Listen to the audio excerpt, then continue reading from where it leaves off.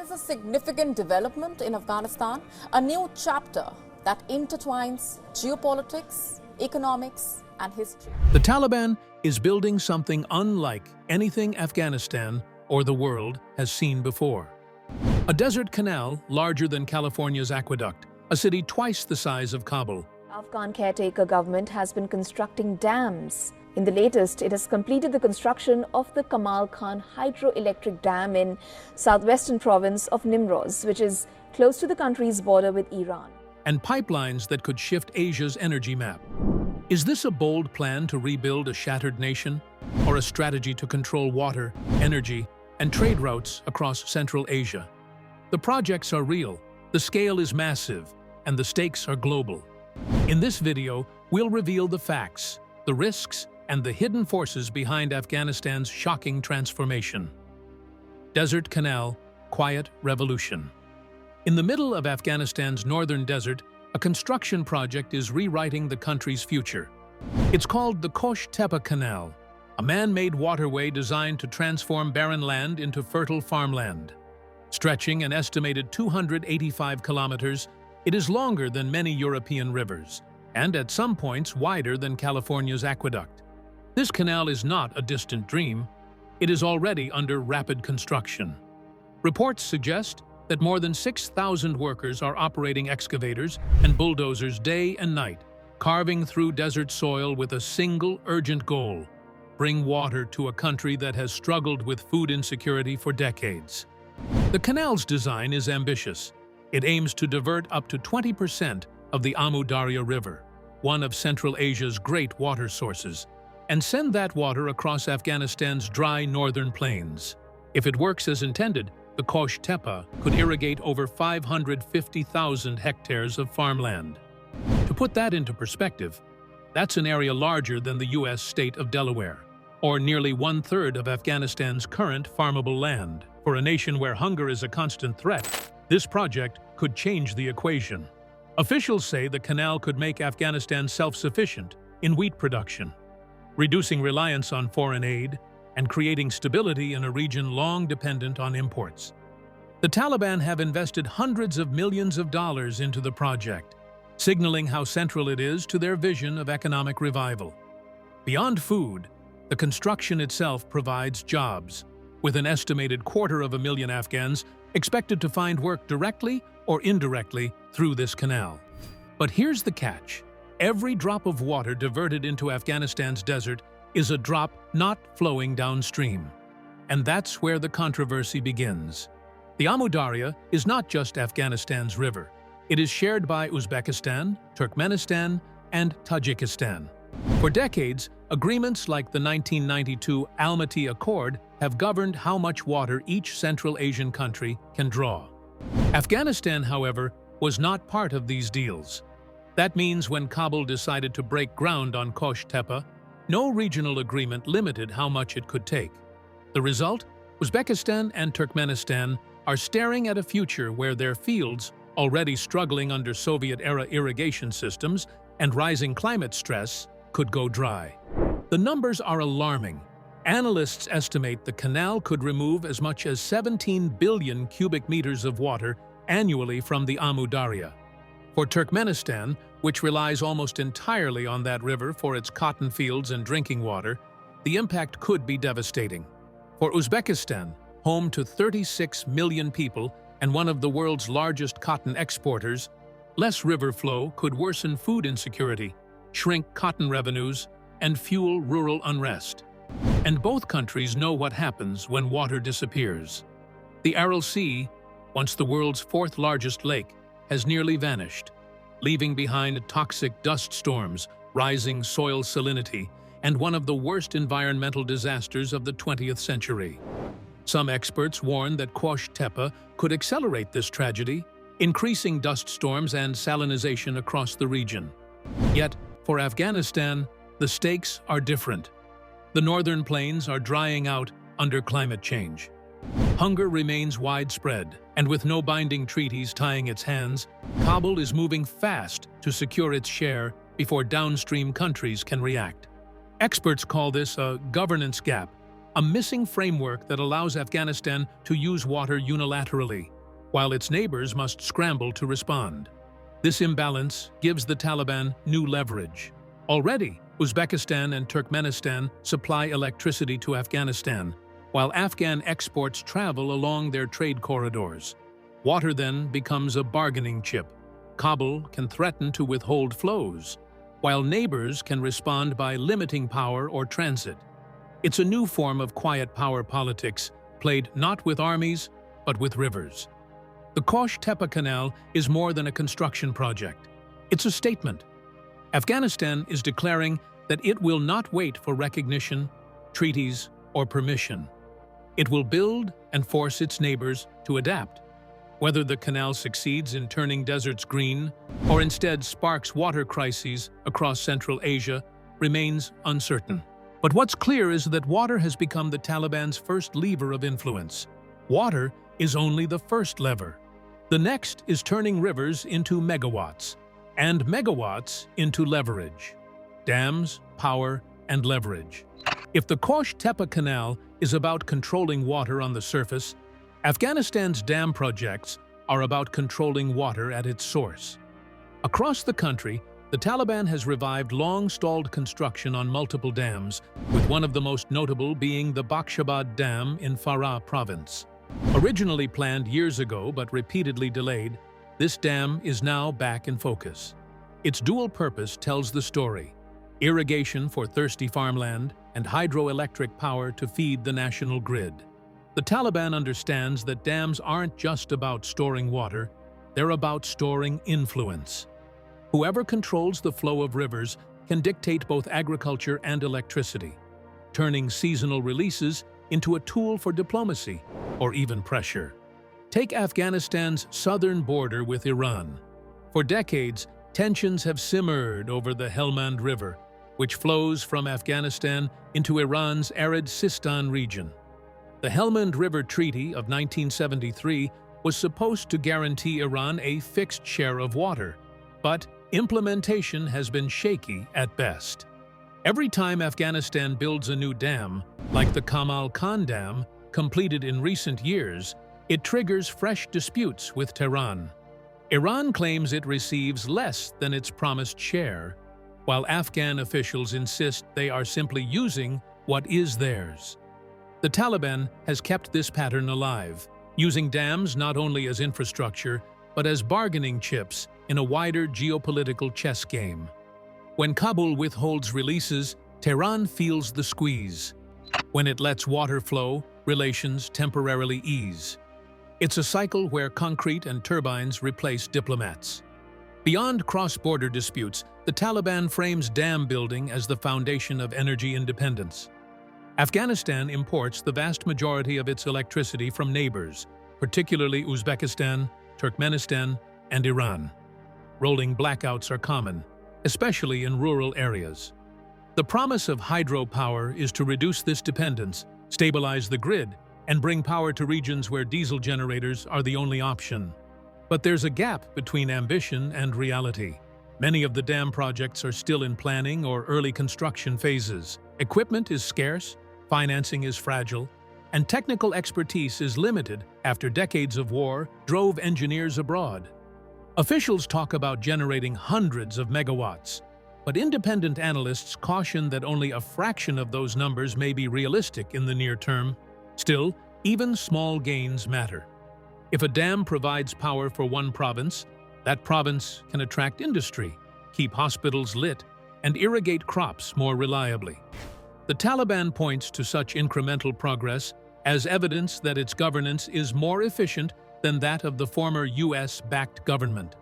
Where past administrations were accused of siphoning off billions in foreign aid, Taliban officials claim they are completing projects on leaner budgets, cutting out corruption, and delivering results. On the ground, reports suggest some truth to this.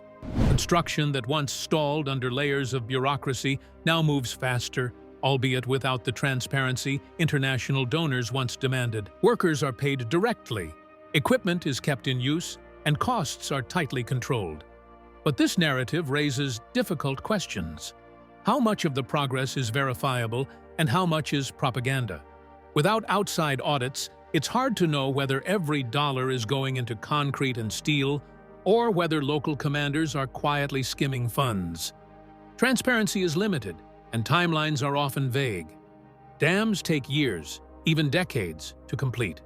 A ribbon cutting today doesn't guarantee water will flow tomorrow. And while corruption may be reduced compared to the chaotic years of international aid, it hasn't disappeared. Afghans still whisper about deals made behind closed doors, contracts awarded without oversight, and projects prioritized for political loyalty rather than technical merit. What's undeniable is that the Taliban has grasped the symbolic and strategic weight of these projects. A finished dam is more than infrastructure. It's proof of authority. It shows Afghans that their government can build, and it shows neighbors that Kabul can regulate the rivers they depend on. Every new dam changes not just local irrigation patterns, but regional bargaining positions. Iran must negotiate differently if Afghanistan can withhold Helmand River flows. Uzbekistan and Turkmenistan must calculate their power exports against the possibility that Kabul may soon produce its own. Once the lights stay on, the map gets redrawn, because rails and roads follow power. Kabul New City Blueprint. Amid headlines about canals, dams, and pipelines, there's another project that almost seems out of place in Afghanistan's current reality. It's called Kabul New City, and on paper, it looks like something lifted straight from the master plans of Dubai or Doha. Sprawling over 722 square kilometers, an area larger than many capital cities, this ambitious project aims to create a modern urban hub that could one day house up to 3 million people. For a country whose capital is straining under overcrowding, weak infrastructure, and decades of conflict damage, the plan promises not just new housing, but a new identity. The vision is massive and multi-phased, stretching across 30 years. In its earliest stage, the city has been divided into zones called parcels, with construction already restarted in some. The Golden City section, for example, is slated to provide 42,000 housing units across 372 hectares, while other parcels like Parcel B, revived in 2023, will add 6,600 units for around 40,000 residents. In late 2024, attention shifted to Parcel 2.6, with a reported $700 million investment to deliver 52,000 units for an estimated 33,000 people. These numbers may sound technical, but together they paint a picture of a city designed to ease Kabul's population pressures and provide modern amenities: universities, clinics, shopping centers, and green spaces, all tied together with reliable roads and utilities. The reason for such ambition is obvious. Kabul today is bursting at the seams. Its population has more than doubled in the past 2 decades, fueled by migration from rural areas and returning refugees. Streets designed for far fewer residents are choked with traffic. Housing shortages force families into cramped makeshift dwellings. Basic services, clean water, electricity, waste management often fall short. The Taliban's solution is to shift the pressure outward, creating a parallel city where modern design can replace improvisation. If successful, Kabul New City could become a symbol of renewal, offering Afghans not just shelter, but a more livable urban future. But success is far from guaranteed. Mega-projects of this scale demand more than blueprints and speeches. They demand sustained financing, skilled labor, steady materials, and above all, security. Afghanistan struggles on all counts. The country is under heavy international sanctions, its government is unrecognized by most of the world, and its banking system is cut off from global credit. That means large-scale funding must come either from internal revenues like taxes on mining, or from carefully negotiated foreign partnerships, often with countries willing to work around sanctions. Without predictable cash flow, projects risk stalling after their first phase, leaving behind half-built structures and wasted investment.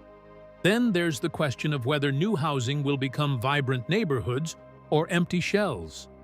Building homes is one thing, Ensuring jobs, schools, hospitals, and transit links follow is another.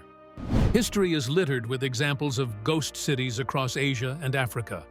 Urban zones constructed at breakneck speed, but left largely uninhabited because employment, commerce, and community never materialized. Kabul New City faces the same risk. If people move in without reliable water and power, frustration could mount quickly.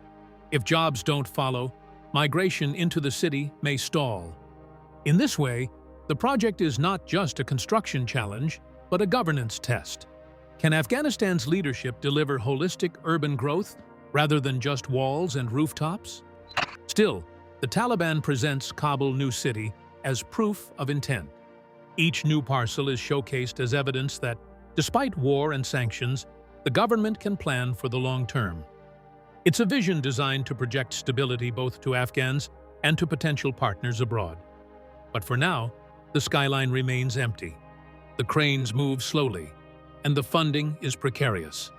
Whether this blueprint becomes a living city or a monument to ambition will depend on how Afghanistan navigates the hard realities of recognition, resources, and resilience. Cities do not live on houses alone. Trade routes breathe life into concrete, and those routes are shifting. Corridors and rails converge. Afghanistan has always been defined by geography. Landlocked and mountainous, it sits at the intersection of South Asia, Central Asia, and the Middle East. For centuries, empires fought to control its passes and valleys. Now, instead of armies, the struggle comes in the form of corridors and railways, new arteries of trade that could either anchor Afghanistan to the global economy or make it more dependent on powerful neighbors. One of the most talked about initiatives is the potential extension of the China-Pakistan Economic Corridor, CPEC, into Afghanistan. Originally, a $60 billion mega-project linking China's Xinjiang province with Pakistan's Gwadar port, CPEC has been a showcase of Beijing's Belt and Road strategy. In May 2025, reports surfaced of a trilateral agreement between China, Pakistan, and the Taliban to extend this corridor into Afghan territory. The logic is clear. For Beijing, adding Afghanistan creates redundancy in its trade routes, new access to untapped minerals, and another pathway into Central Asia's markets. For Pakistan, the corridor cements its role as a gateway, while for the Taliban, it provides legitimacy, investment, and leverage. But the same development unsettles others. India sees CPEC as a threat to its regional influence, while Central Asian states worry about being bypassed if Afghanistan becomes a faster transit hub for Chinese goods. Alongside corridor talks, there's a project with even more concrete details: the Trans-Afghan Railway. Designed to connect Uzbekistan in the north to Pakistan in the south, this 573-kilometer line could cut transit times from 35 days by road to just 4 days by rail. The cost is staggering, nearly $5 billion, and the engineering challenges even greater. The route would require building more than 300 bridges and 5 major tunnels across some of the toughest terrain on Earth. Yet, if completed, the payoff would be transformative. Central Asian exporters would gain direct access to Pakistani ports, bypassing longer routes through Iran or Russia. Afghanistan, sitting in the middle, would collect transit fees, create jobs, and gain a reputation as a trade bridge rather than a war zone. Still, the project's feasibility rests on a fragile equation of security and finance. Railways need years of uninterrupted construction, steady capital, and safe conditions for crews. Afghanistan's landscape is littered with half-built roads and railbeds abandoned after attacks or funding collapses. That's why many observers see the Trans-Afghan Railway as a litmus test. If this line progresses, it signals a genuine shift toward regional integration. If it stalls, it will reinforce skepticism that Afghanistan remains too volatile for mega-projects.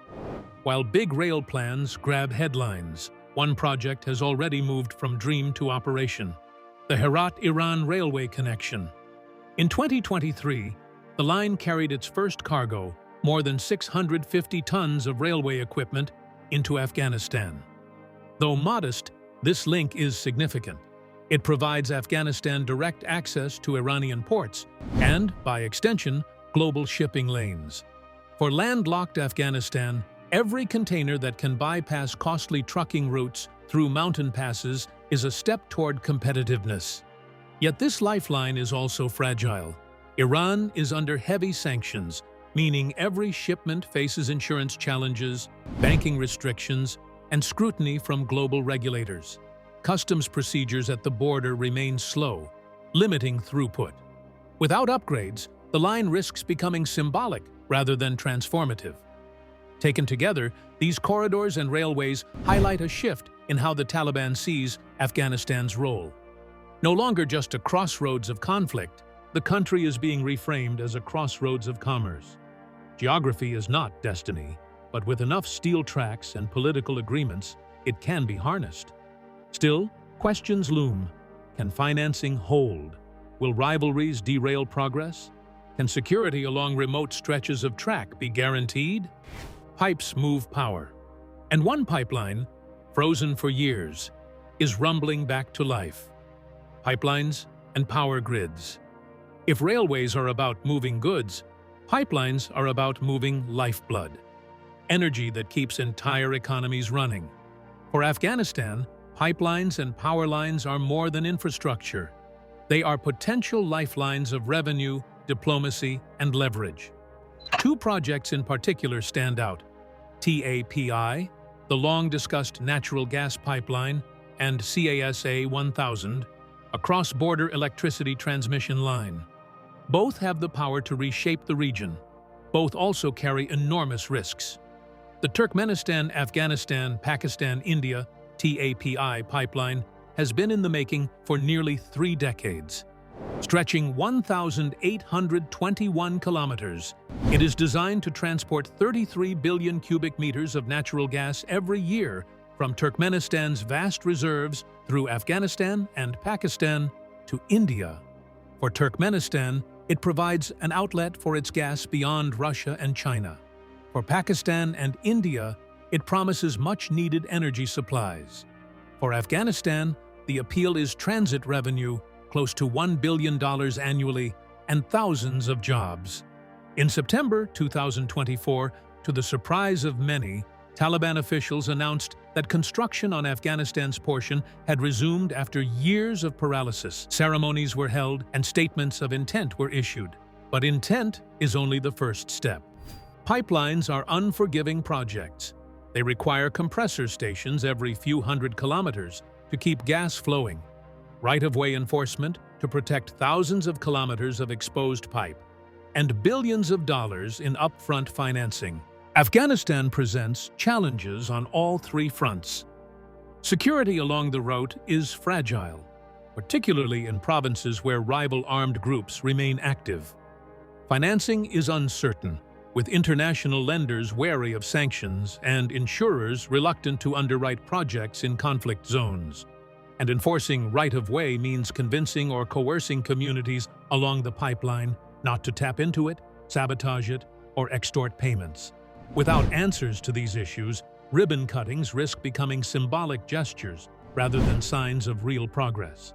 Then there's CASA 1000, a $1.2 billion project to bring surplus hydroelectric power from Kyrgyzstan and Tajikistan south through Afghanistan into Pakistan. On paper, it's a win-win. Central Asian countries with small populations but huge hydropower capacity can monetize their electricity exports. Pakistan, facing chronic shortages, gets clean energy. And Afghanistan, sitting in the middle, collects transit fees and receives about 300 megawatts for domestic use. But the real story lies in how CASA 1000 is being financed and managed. The World Bank approved resuming construction in 2024, even without formally recognizing the Taliban government. The solution was a ring-fenced model. Payments and contracts flow through external mechanisms rather than directly into Kabul's treasury. This allows the project to move forward while keeping financial control out of the Taliban's hands. The Taliban, nonetheless, benefits indirectly through transit fees, domestic electricity, and the optics of hosting an international megaproject. It's a delicate balancing act, showing how infrastructure can continue even amid political non-recognition. Still, CASA 1000 faces hurdles of its own. Transmission lines are vulnerable to sabotage, and a single downed tower can black out cities hundreds of miles away. Maintenance costs must be shared, but coordination across 4 countries, 2 in Central Asia, plus Afghanistan and Pakistan, is far from simple. And if demand in Pakistan falters, or hydropower generation in Kyrgyzstan and Tajikistan fluctuates with climate shifts, the economics of the line could weaken. And even partial flows, however, would represent a breakthrough. Proof that Afghanistan can serve as a functioning energy corridor despite all its challenges. But energy is only the fuel. The engine is underground, where the real money sits. Minerals, the hidden fortune. Beneath Afghanistan's rugged mountains lies a fortune that has been talked about for decades, but rarely tapped. Geologists estimate the country's mineral wealth at over $1 trillion, a staggering figure that includes lithium, copper, rare earth elements, iron, and gold. These are not just rocks in the ground. They are the building blocks of the modern economy. Lithium is essential for electric vehicle batteries, copper is critical for electronics and power grids, and rare earth elements are indispensable for smartphones, wind turbines, and military technologies. The question isn't whether the minerals exist. The surveys, many of them dating back to Soviet and US studies, confirm that they do. The real issue is extractability. Proven reserves don't automatically become exports. To move ore from mine to market, Afghanistan needs what it has always lacked: reliable roads, railways, and power infrastructure. Without these, trillion-dollar estimates remain paper wealth, not real revenue. The clearest example of these hurdles is the long-running saga of the Mes Aynak copper mine, about 40 kilometers southeast of Kabul. In 2007, a Chinese consortium, Metallurgical Corporation of China, MCC, won a 30-year lease to develop the site, promising billions in investment and infrastructure. Mes Aynak was supposed to become one of the world's largest copper mines, unlocking tens of billions in export revenue. But years passed with little progress. Security threats, shifting politics, and disputes over contract terms kept the project stalled. Adding to the complications, Mes Aynak sits atop one of Afghanistan's most important archaeological sites, home to centuries-old Buddhist monasteries and artifacts. Excavation would mean destruction of irreplaceable cultural heritage. Balancing heritage preservation with economic need has left the project in limbo, frustrating both investors and Afghans who expected jobs and revenues. In 2024, reports emerged that MCC had finally cut the ribbon again, with the Taliban pledging to provide security guarantees. On the surface, this looked like progress. But skeptics note that Mes Aynak has seen multiple resumptions in the past, only for work to stall again. The real test will be whether heavy machinery actually breaks ground, whether copper starts leaving the site, and whether royalties flow into Afghan coffers. And even if extraction ramps up, much depends on the fine print: off-take agreements, pricing formulas, and enforcement mechanisms. If terms overwhelmingly favor foreign buyers, Afghanistan could find itself exporting its minerals at bargain prices while bearing the environmental costs. Still, the Taliban sees mining as the financial backbone for all its other projects. In 2022, the country earned over $1.5 billion in domestic revenue collections. Most of this came from taxes and duties on mining-related income. Funds are now made available to finance other infrastructure, for example, roads and tunnels. In effect, minerals form a fiscal loop. Mines generate revenues which are used to fund infrastructure, making it easier to access more mines. This cycle can also be built upon. However, its risky characteristics include highly volatile prices in commodity markets, and reliance on just a few of such resources can create competition in the markets that causes economic destabilization. Furthermore, mining creates quite destructive features. Lacking environmental safeguards, mining may poison water sources, devastate landscapes, and create local grievances. Mining communities may see available land as degraded while receiving little benefits, thereby causing resentment against the socio-economic stability found in such areas. Even with new cash, the country still depends on one precarious artery high in the mountains, where a single tunnel tells a bigger story. Rebuilding lifelines, shaping optics. High in the Hindu Kush Mountains, at nearly 11,000 feet above sea level, lies one of Afghanistan's most notorious choke points, the Salang Tunnel. Built by the Soviets in the 1960s, this 2.7-kilometer passage links northern Afghanistan to the south, making it the country's most vital north-south artery. For decades, the tunnel has been both a lifeline and a death trap. Designed for about 2,000 vehicles a day, it has routinely carried 4 times that number. Inside, choking fumes, broken ventilation, crumbling walls, and gridlock turned routine commutes into daily risks. Avalanches and collisions outside the tunnel compounded the danger.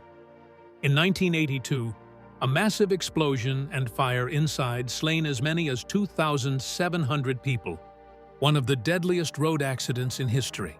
Since then, the Salang has symbolized both Afghanistan's dependence on fragile infrastructure and the high human cost of neglect. Against this backdrop, the Taliban announced in late 2023 that they had reconstructed the Salang Tunnel at a cost of around $100 million. The government framed it as a national milestone, declaring that for the first time in decades, this critical artery was safe and modernized. On the surface, the claim fits into the Taliban's broader narrative, that they can succeed where previous governments, backed by billions in foreign aid, failed. By funding the project with domestic revenue, much of it from mining and taxes, the Taliban emphasized a message of self-reliance and efficiency. Unlike past administrations accused of corruption and mismanagement, they argue, the new leadership delivers results. How much of this is narrative and how much is true? Independent observers recognize that while repaving portions, installing drainage, and restoring the lighting have been completed, a number of other issues are still not resolved.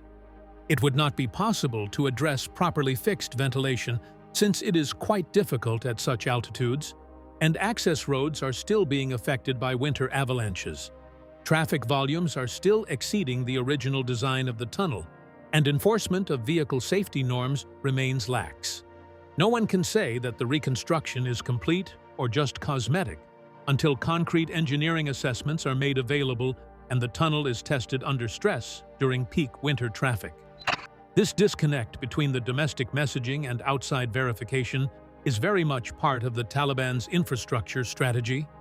Every completed project by the Taliban is counted as a major beacon of competence, and every inauguration becomes a symbol of renewal. But without independent audits, international engineering reports, or transparent data, these claims of progress can easily be dismissed as propaganda abroad. The difference for Afghans on the ground is lived: fewer accidents, faster travel, or safer conditions. For regional partners, credibility depends on whether infrastructure really holds up under stress.